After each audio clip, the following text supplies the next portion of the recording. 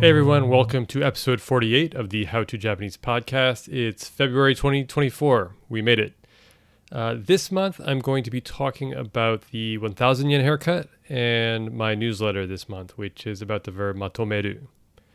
The 1,000 yen haircut, this topic, I think, came to me because I'm kind of continuing the conversation about value in Japan, which I addressed last month.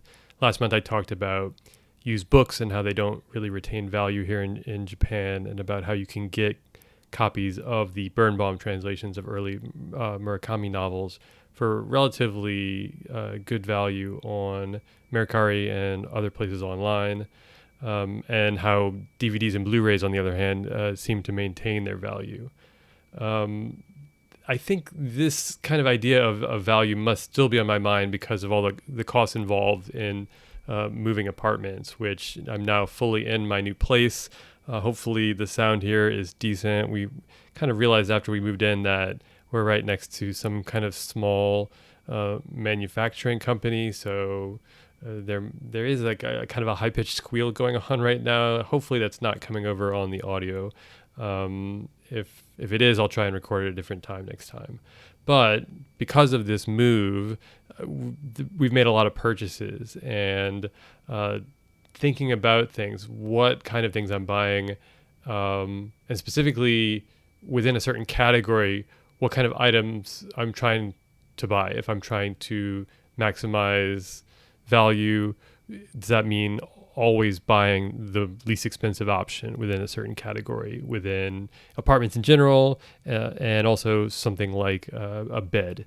And I think the reason why I'm thinking about this more consciously is that for the longest time, during my time in Japan, and by which I specifically mean the year I studied abroad during college, and then the 5 years I lived here after graduating from college, I was essentially limited to the cheapest option available, the least expensive option available for whatever it was I was buying. And I think this might be a similar situation for many of other foreigners who come over to Japan, especially if they're coming over on the JET program or to teach eikaiwa. They're looking for the cheapest apartment, the cheapest bento, or at least I was, the cheapest, thinnest futon mattress that you can lug home from Ito Yokado, which is something that I did when I moved to Tokyo from Fukushima. And it's not necessarily a bad way to live. I think there were a lot of good things that came from that kind of system of prioritization. And one of those for me was being forced to live with roommates. There were 5 bedrooms in the apartment I lived in, but because we were all kind of in the same situation, they were all Japanese, we were kind of living on, I think, probably lower incomes. Because of that, we had upwards of 7, I think maybe even 1.8 people living with us. I remember one of my roommates in the big room. There were 4 small rooms and 1 slightly bigger room. And the guy who lived in the bigger room had one other roommate. So there were 2 of them living in there. And then he would occasionally have friends come over. I remember one was coming from somewhere to job hunt, basically. And he ended up staying with us for, I think probably a week. So we had quite a few of us crammed in that small apartment. But it was great. I've podcasted and written about my experience finding an apartment on roomshare.jp, and I'm still in touch with some of these friends.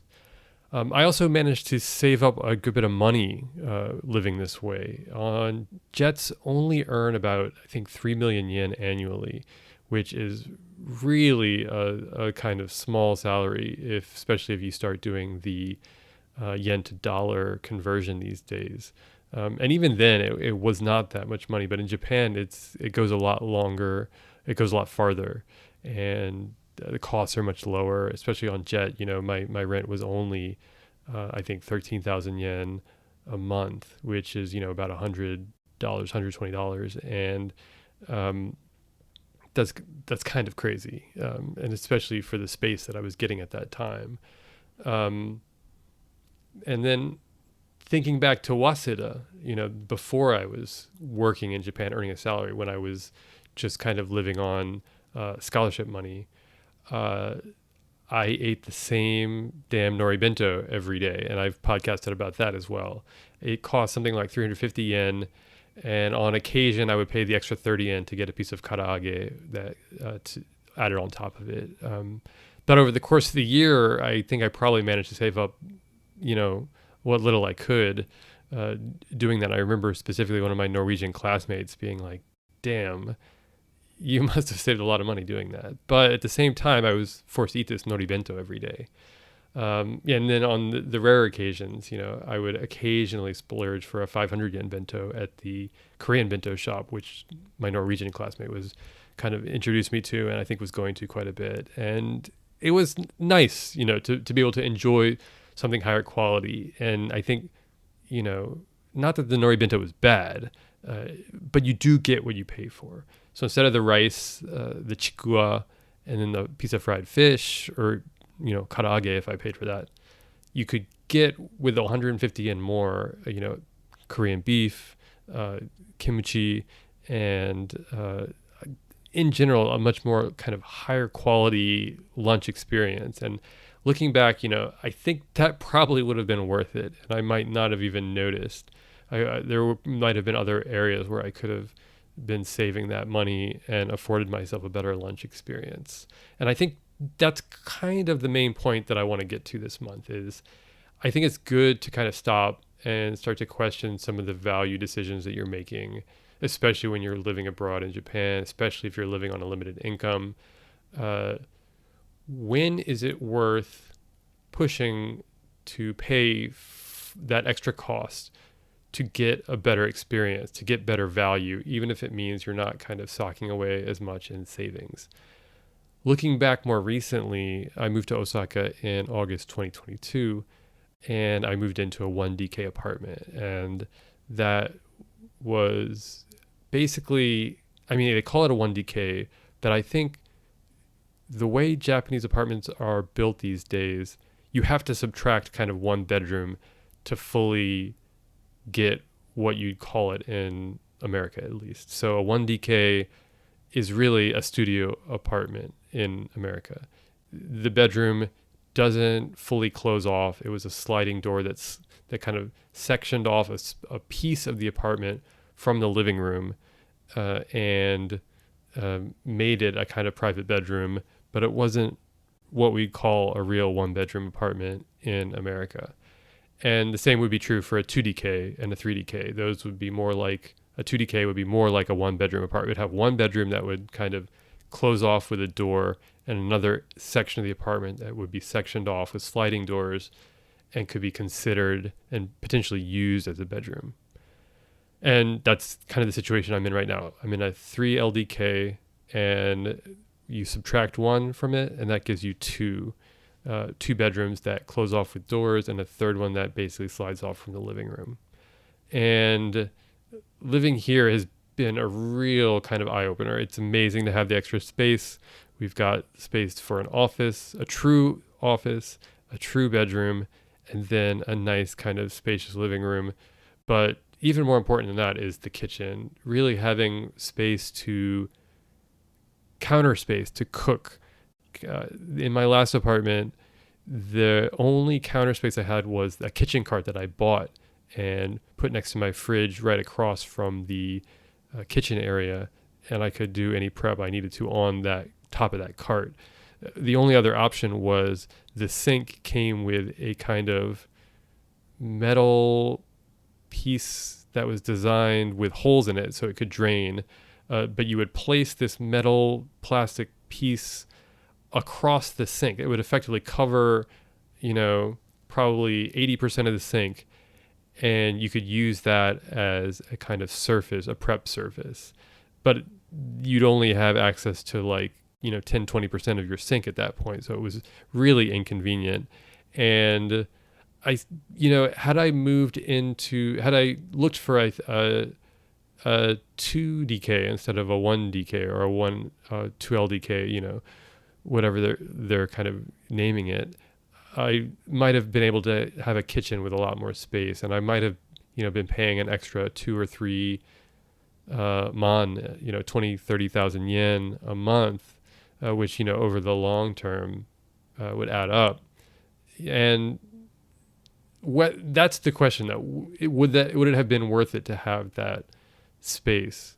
Would it have been worth it to have a little bit of extra kitchen space, a true bedroom, and not have saved that money? But I think it was okay. I did not have much when I moved to Osaka, so I think it was critical. But I do look back and wonder whether it would have been worth it to make that shift.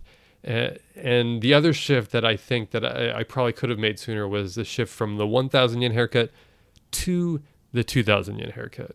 And for whatever reason, I was thinking about that, probably when I got a haircut this month at some point, about how different the value question is between those two experiences. The 1,000 yen haircut in Japan, I'm convinced, is one of the worst values you can get in this country. And then the 2,000 yen haircut, kind of conversely, is one of the better values you can get living in Japan. And that's really kind of, I think, the central topic today, the difference in value between these two experiences. They're both value cuts, right? So these are both extremely affordable haircuts in Japan. I would say mostly men's cuts, and mostly at these kind of ubiquitous barbershops that are all over the place in Japan, especially on shotengai, shopping arcades. And of these kind of chain look, some of them are chains, some of them are kind of independently run. Among these are what you might even call extreme value barbers, which are places like QB Cuts. That's the name of one, probably the most famous chain.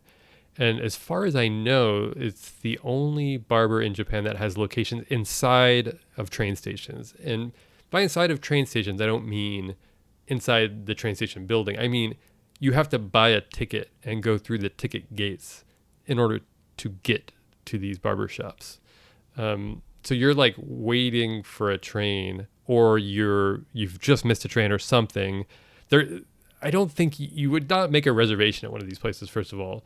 It's almost not a place you would even intentionally go. It's almost there to kind of meet that, to kind of grab value from the air almost. These people who are in a situation where they have time and are like, oh, well, yeah, I need a haircut. Let me grab one. They're, basically charging for time instead of the actual cut. You get between 10 to 20 minutes of the barber's time, and that's really about it.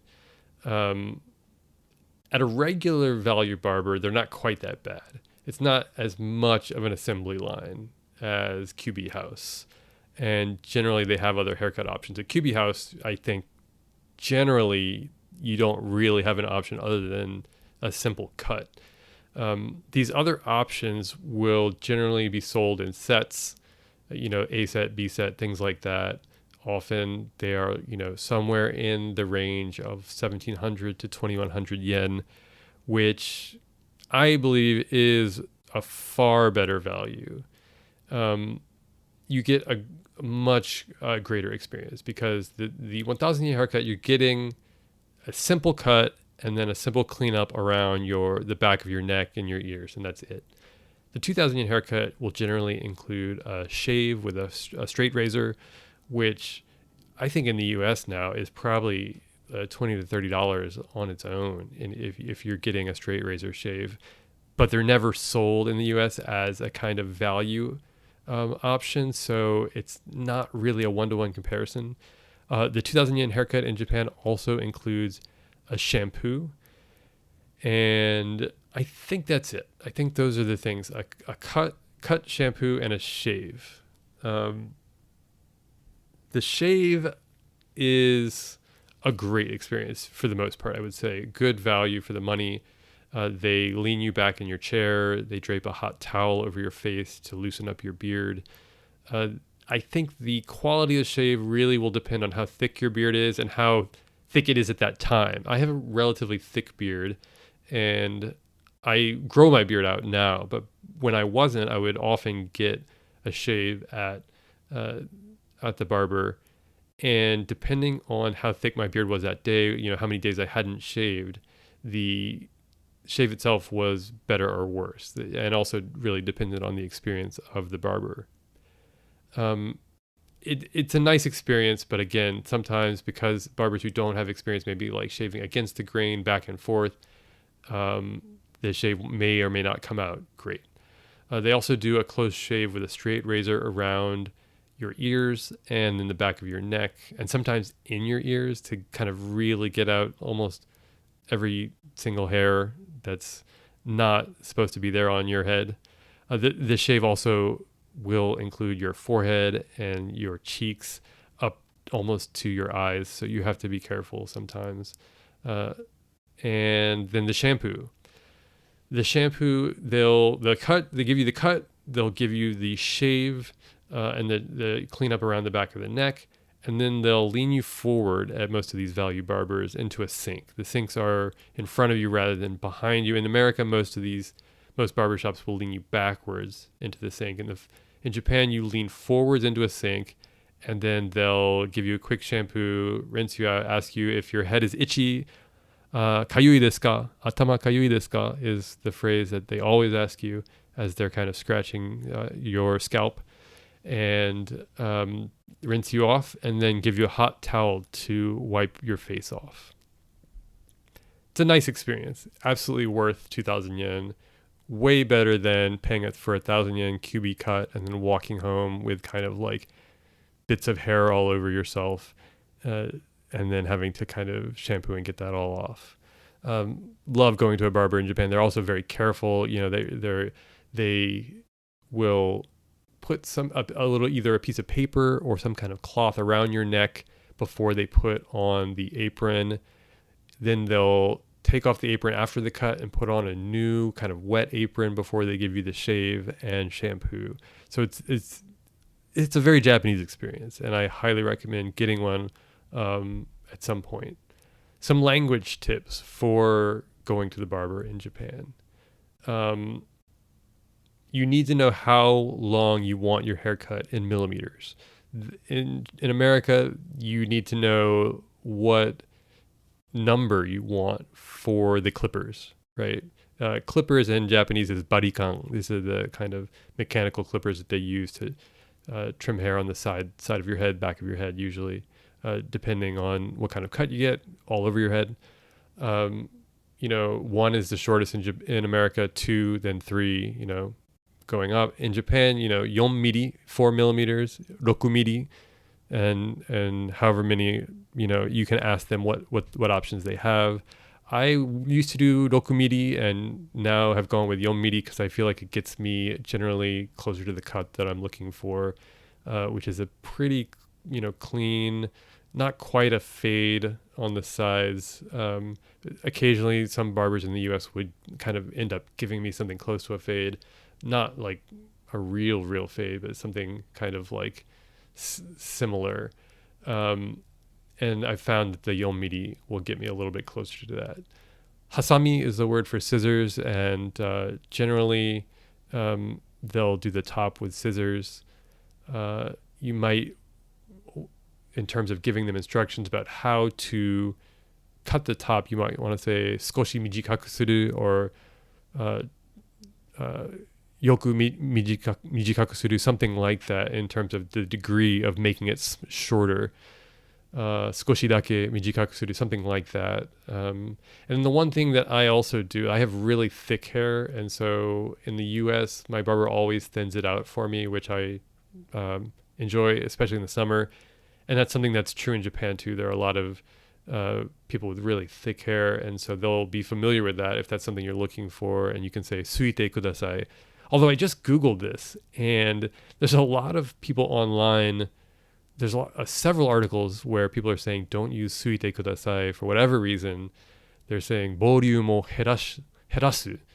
Volume o herasu is reduce the volume is the way that you should say that. But I learned the phrase from barbers who used it when they suggest it, when I was kind of like, running my fingers through my hair, trying to express somehow that I wanted them to make it, just get rid of some of this. And somebody must have said that at some point.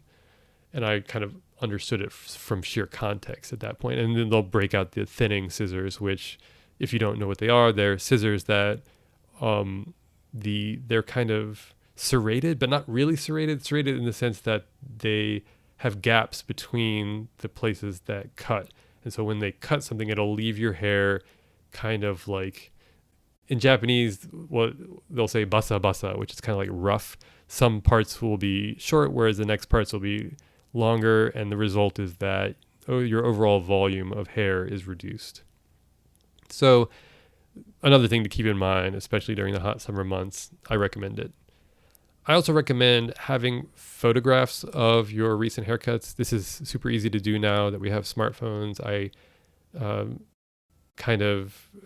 in true Prometheus fashion, the last time I had a really good haircut in the US, I was like, let me take some photos of this. Because I think at that point I was already studying at IUC, getting ready to go to Japan. And I was like, let me get this on record. And so I took those photos and I saved them in an album that I can access pretty easily. And I end up showing that to the barber every time. And they've done okay with it for the most part. But I had the best result most recently, actually, when I moved apartments. I had to find a new barber. My last place was really close to a couple smaller shotengai, and there were no shortage of barbers there. I could literally be at a barber in like 2-3 minutes, to be honest. And now at my new place, it's a little bit more sparse, residential. And so the kind of closest one I could find was next to the station, which was about a 10-minute walk. And when I got there, it was like pretty kind of, I don't want to say run down, but a weathered, well-used Japanese building that is on the older side.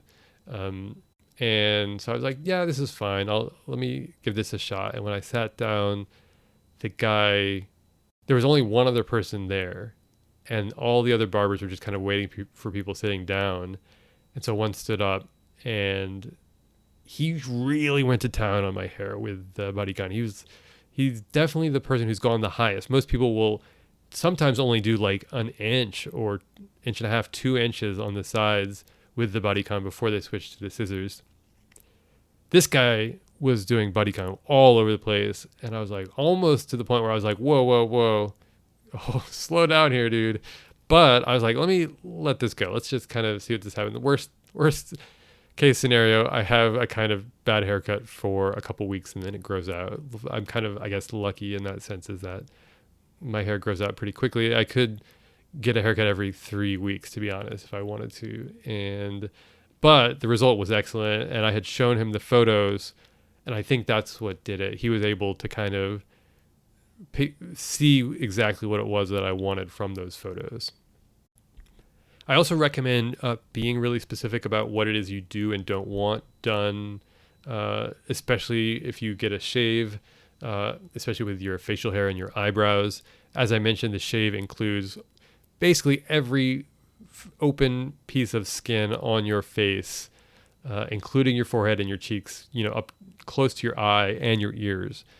So if you don't want them to touch those places, you can say "ides." "Ides" is the way, or "kekko desu." Either one of those phrases is a way to say no, thank you.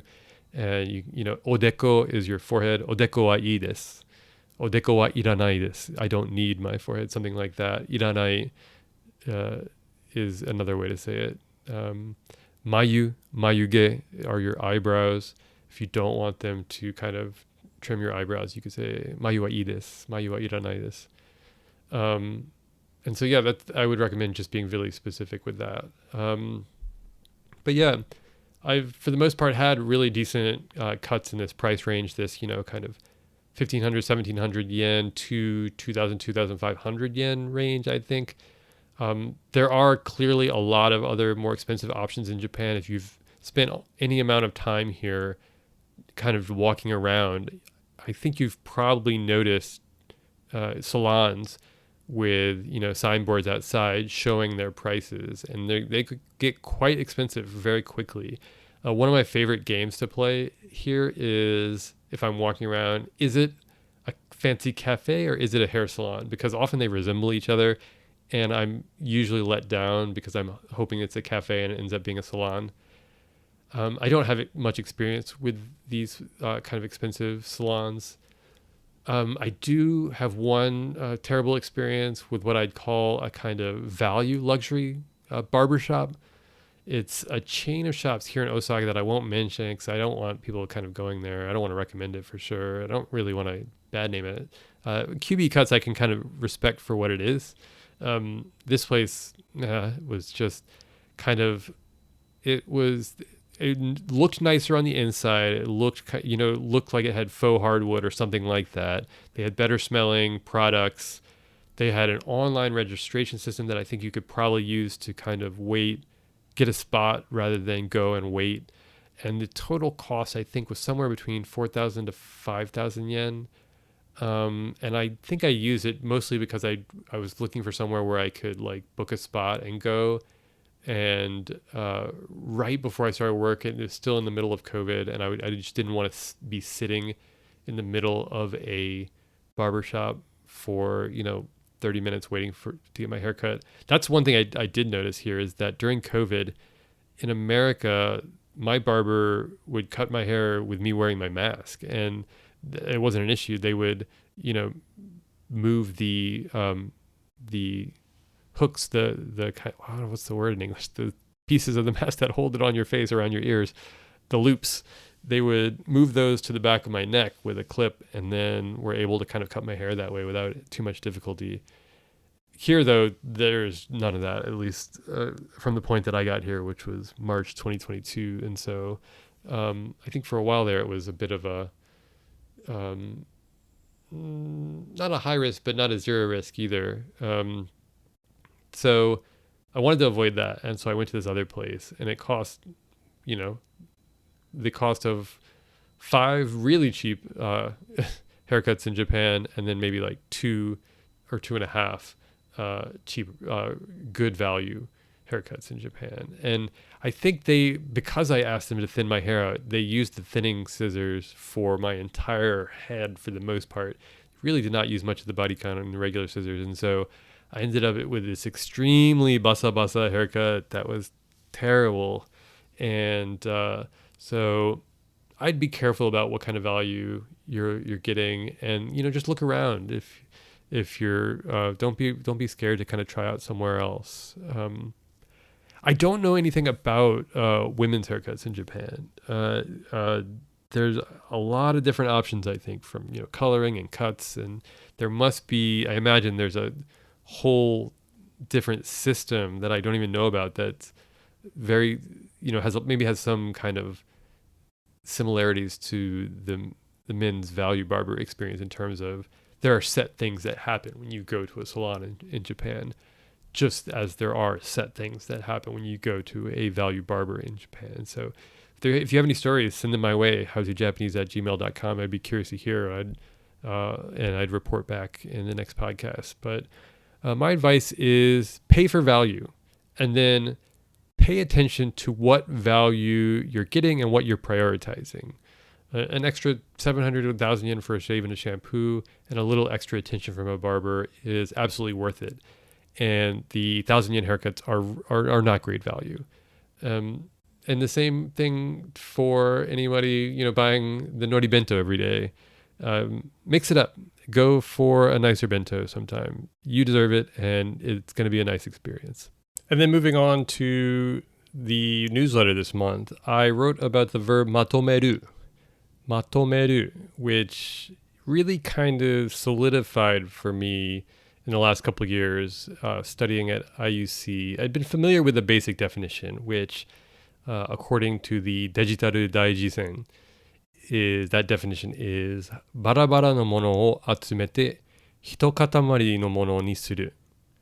バラバラのものを集めて一塊のものにする, which means collecting separate things and making them into one mass/lump.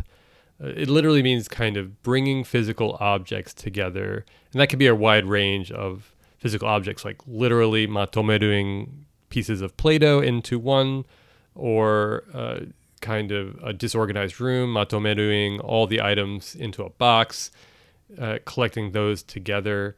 You might recognize part of that definition, katamari, right, from the video game Katamari Damacy, which in Japanese literally means lump spirit, whatever, right? So you're making everything into a lump. And I think that kind of is a really good, maybe mnemonic or expedient, useful expedient to remember what matomeru means. It basically means katamari o tsukuru, katamari ni suru, right? So that definition I had been, kind of aware of, but it kind of really clicked for me, I think, when I was reading academic papers at IUC and saw it used matome, the noun kind of form of the verb used as conclusion in an academic paper. And you could use it, another place you could use it is on your last PowerPoint slide at the top. The title would be matome, and that would be your conclusion slide. And then that definition in the Japanese dictionary is monogoto no sujimichi o tatete totonoeru. Monogoto no sujimichi o tatete totonoeru. Establishing and putting into order the reasoning of things. So this is the kind of less physical definition of a very similar idea, taking ideas and bringing them all kind of together, right? The third definition is kimari o tsukeru. お互いの意思を一致させる。決まりをつける。お互いの意思を一致させる。So coming to a settlement, putting everyone on the same page.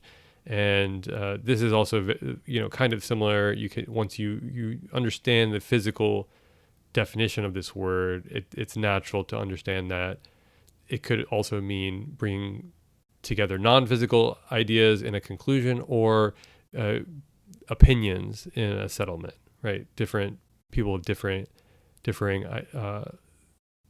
wants and needs, getting them all together on the same page.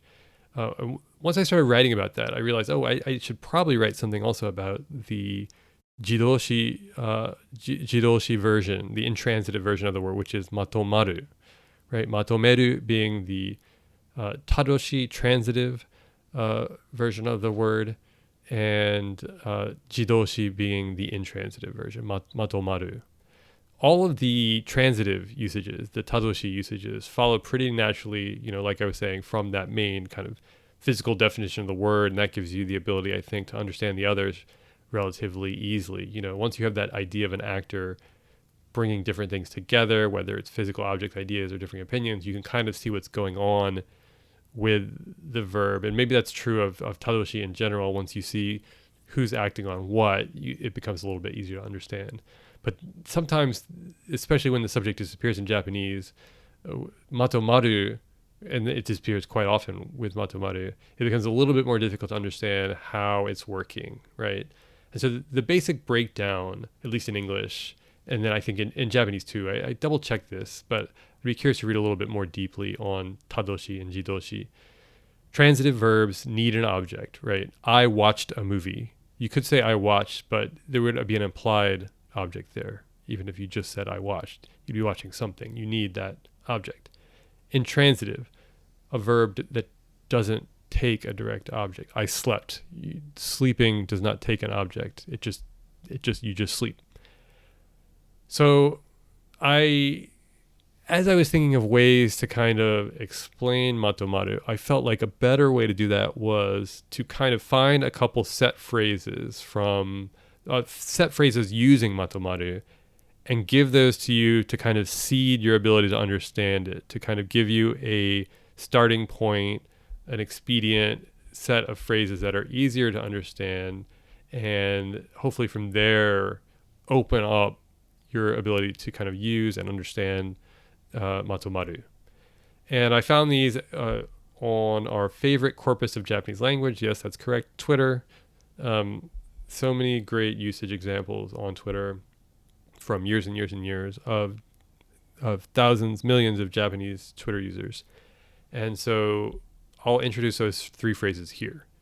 The first phrase is kirei ni matomatta. Kirei ni matomatta.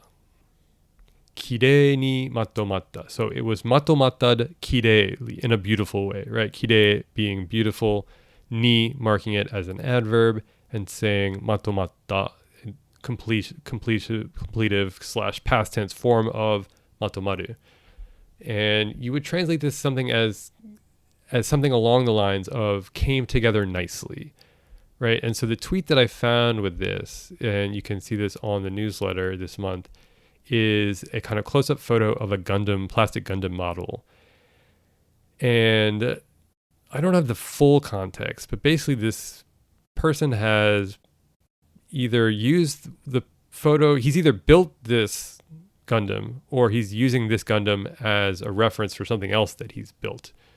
Or they've built, I should say.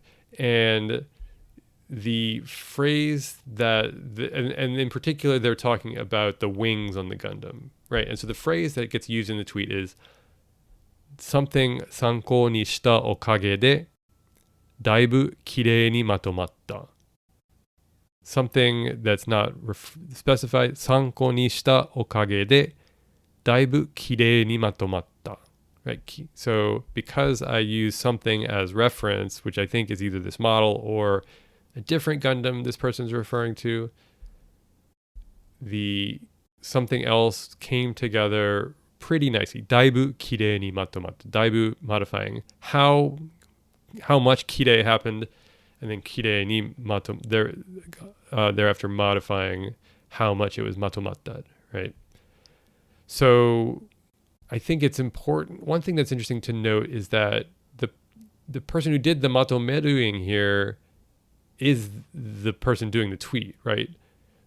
And that person is, so that they did this action, yet the phrase that they're using is this intransitive verb, right? Kirei ni matomatta is just a nice, efficient way to explain how things came together nicely, right? You could say kirei ni matometa, but kirei ni matomatta is more natural here. And so that's a nice way to kind of express something that's come together nicely physically, right? So this is a very good example because it's that first definition where something physically kind of comes together.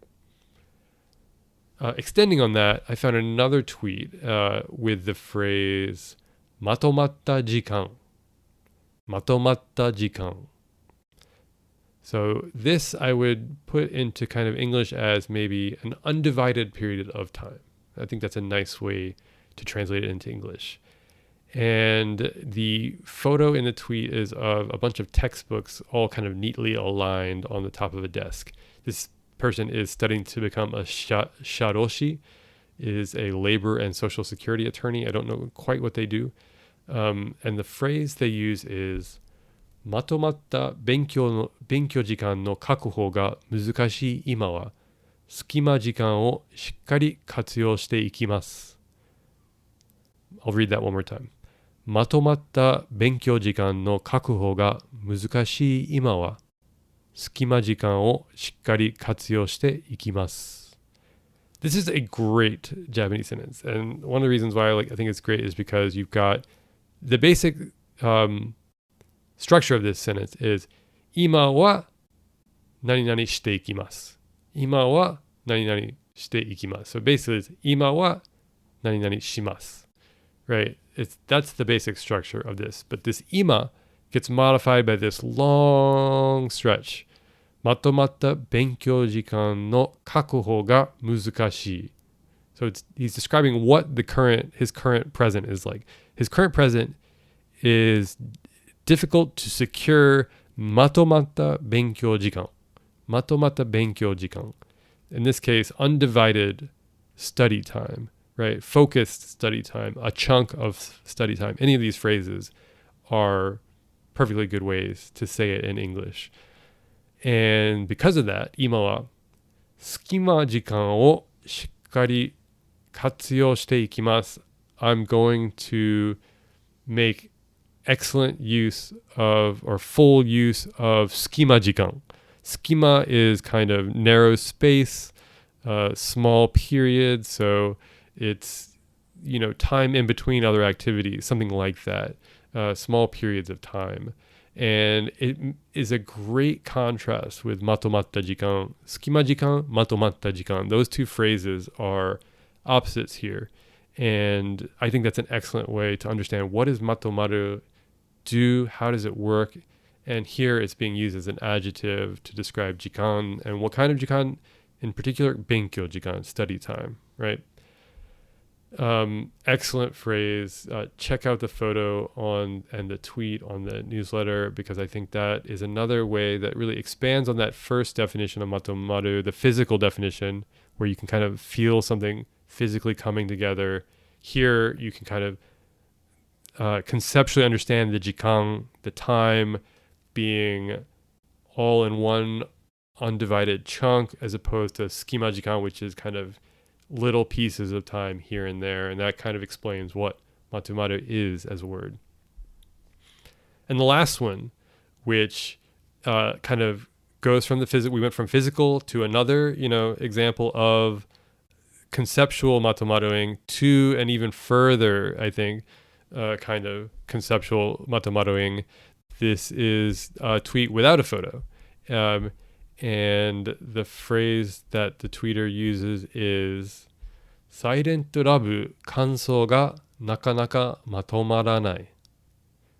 Silent Love 感想がなかなかまとまらない。So this Silent Love is a movie, I think, that just came out in Japan.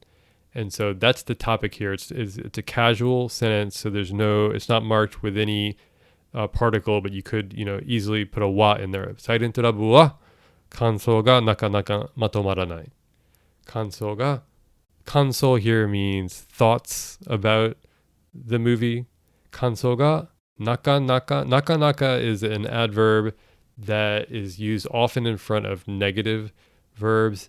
And, なかなかうまくいかない doesn't go well. So it's not going very well. Or here, なかなかまとまらない. My thoughts about this movie aren't coming together well. なかなかまとまらない. Literally, you might, you could find a much better, professional level translation for that is, I'm vexed about this movie or something like that. But literally what the Japanese is doing is saying my thoughts aren't coming together. And then the rest of the tweet is 2回見て感じたこと頭整理中 exclamation point, right? びっくりマーク。2回見て感じたこと頭整理中 So I saw it twice. 2回見て感じたこと Again, this is casual, so it's not being marked off. 感じたこと What I felt about it 頭整理中 Seiri is organized, right? Is another way to say organize. Chu is a suffix that means, it's the naka, the little rectangle with a line through it. That means currently happening, right? Seiri chu means currently organizing. So atama seiri chu means I'm literally getting my thoughts together, right? I'm currently getting my thoughts together. So, yeah, because the person is still kind of formulating their ideas about the movie into something tangible. Right now, it's not matomaru, it's matomaranai, right?